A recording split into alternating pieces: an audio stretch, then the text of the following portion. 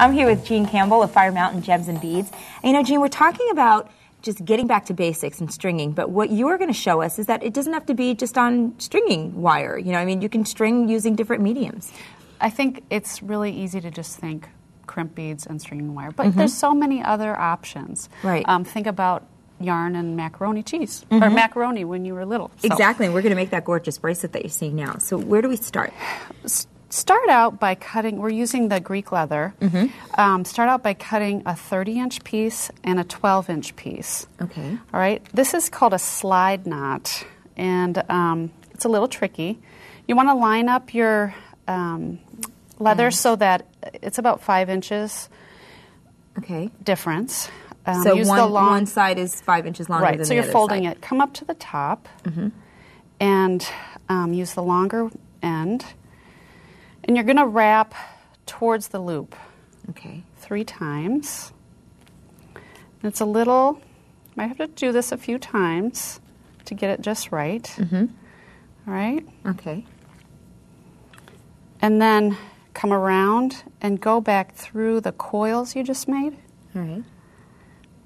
Might be a little tricky to see. There we go. Yeah. And tighten it. There. Isn't that neat?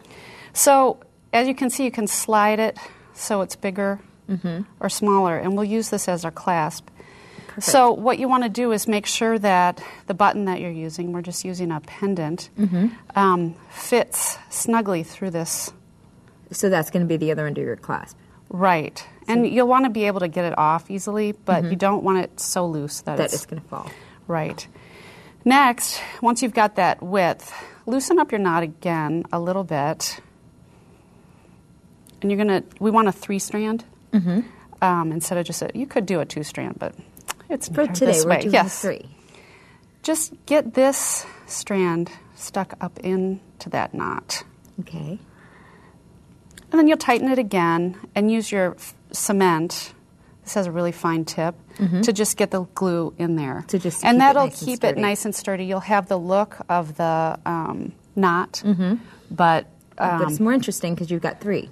Right. 3 strands. Right. Okay. So next what you do is take the ends of your leather and trim, make a nice point on the ends. And this is going to help you get through your beads. Yeah, okay. Some room. So moving on. Okay. You're going to want to string your beads next. And this is thick leather.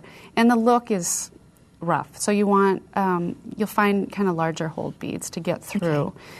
It can often be frustrating, though, to get the beads wide hold enough. So you can use a reamer. Okay. On this bracelet, I've used wood beads, bone beads, and silver beads. Okay. The bone and the wood beads are easily made wider.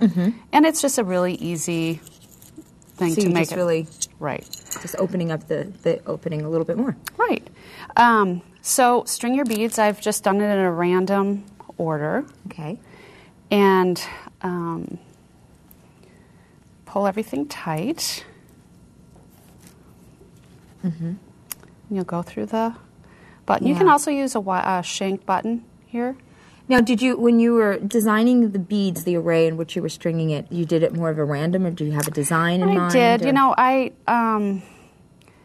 like to have a random look for this kind of more rough bracelet.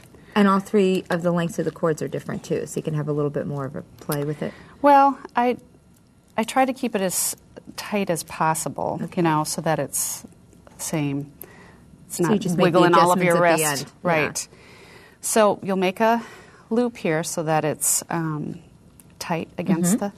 And you'll take the wire.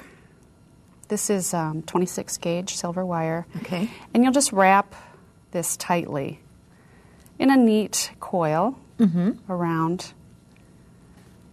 Wow. And do it so it's nice and clean. You can kind of clean it up as you go. And then snip it. Okay. And then again, use your glue to add a dab of glue. Okay. And that's pretty much it. And then you just trim off the ends. And then what I do, once I've trimmed the ends,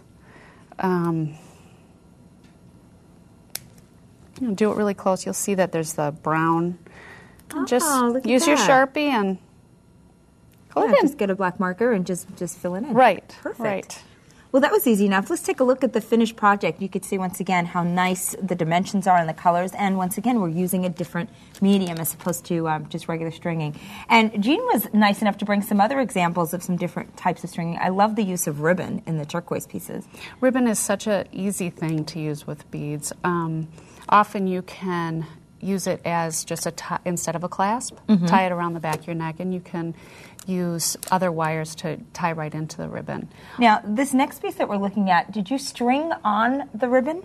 The back is strung on, but the embellishments on the front are just tied on. So just tied on.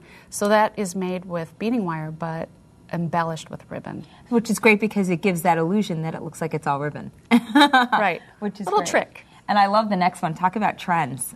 Yeah, the skulls are very hot.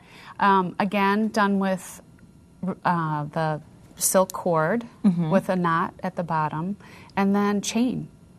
So you're even mixing a little bit more medium as well. So you're mixing the chain as well as the other thing. And walk us through the bottom bracelet, because that is just Isn't that really a fabulous cool. bracelet? Yes. I brought that in because the beads themselves, the coral beads, are really unusual and don't give the impression of I've strung these on. Love these pieces. Thank you so much, Jean. Thanks that for was having wonderful. me. Yeah. We'll be right back with Tammy Hanneman.